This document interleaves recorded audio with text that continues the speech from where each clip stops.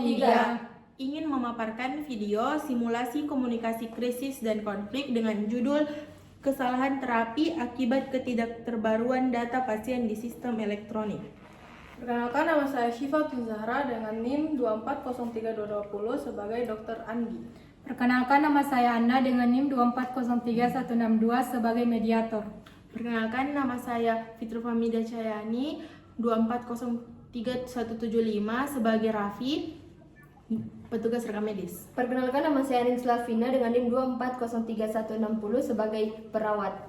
Perkenalkan, nama saya Ririn Adelia dengan NIM 2403208 sebagai Ibu Nia, Kepala Ruangan. Assalamualaikum warahmatullahi wabarakatuh. Selamat siang.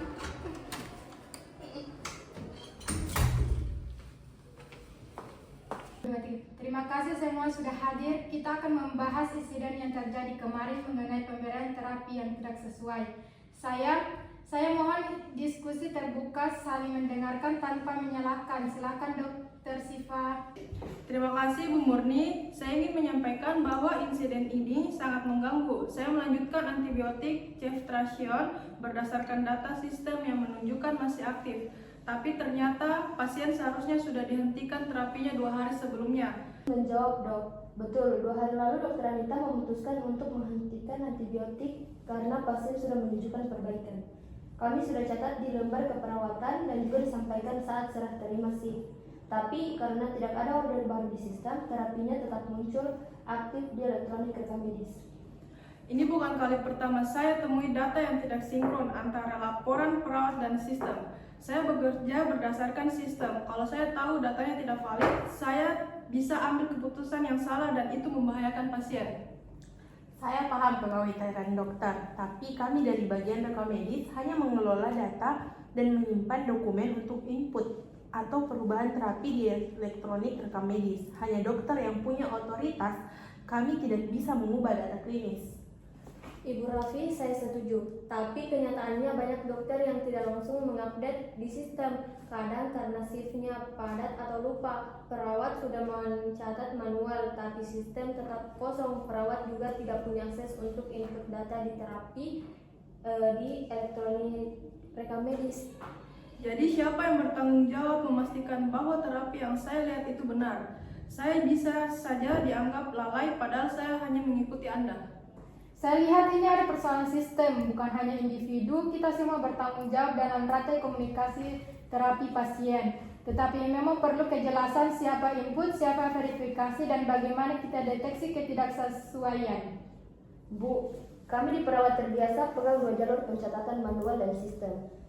Tapi terus terang ini membuat kami lelah dan kadang bingung. Kami tidak tahu mana yang harus dipercaya oleh dokter kalau sistem dan catatan manual beda. Betul, dan kita juga tidak punya mekanisme untuk memberitahu dokter jika terapi sudah dihentikan, tapi belum tercatat di elektronik rekam medis. Tidak ada sistem alert atau konfirmasi.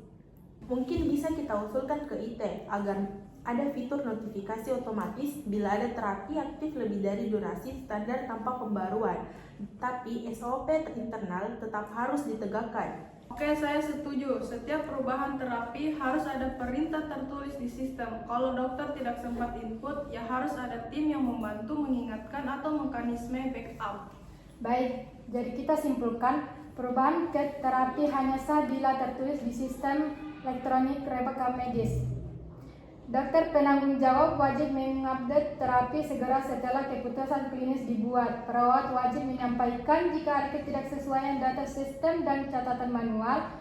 Rekam medis mengawasi integritas data dan melaporkan jika ada dokumen klinis tidak sesuai. Kami akan ajukan ke IT agar sistem bisa memberi notifikasi otomatis bila data terapi tidak diperbarui. Saya juga akan agendakan pelatihan internal untuk perawat tentang pentingnya koordinasi dokumen terapi. Dan mungkin kita juga bisa buat form laporan khusus jika perawat melihat perintah terapi belum terupdate. Kalau bisa kami dilibatkan juga dalam pelatihan sistem baru, supaya perawat tidak hanya mencatat tapi juga paham alurnya. Dan saya akan sampaikan ke rekan-rekan dokter agar jangan menunda input sistem. Kita semua sibuk, tapi data yang tidak akurat bisa berisiko besar. Terima kasih semuanya, ini diskusi yang sangat baik. Saya akan susun notulen ini dan tindak lanjutnya, termasuk pengajuan perbaikan sistem dan SOP lintas profesi. Semoga kejadian ini jadi pelajaran bersama, bukan saling menyalahkan tapi memperkuat kerja tim kita. Terima kasih, Bu.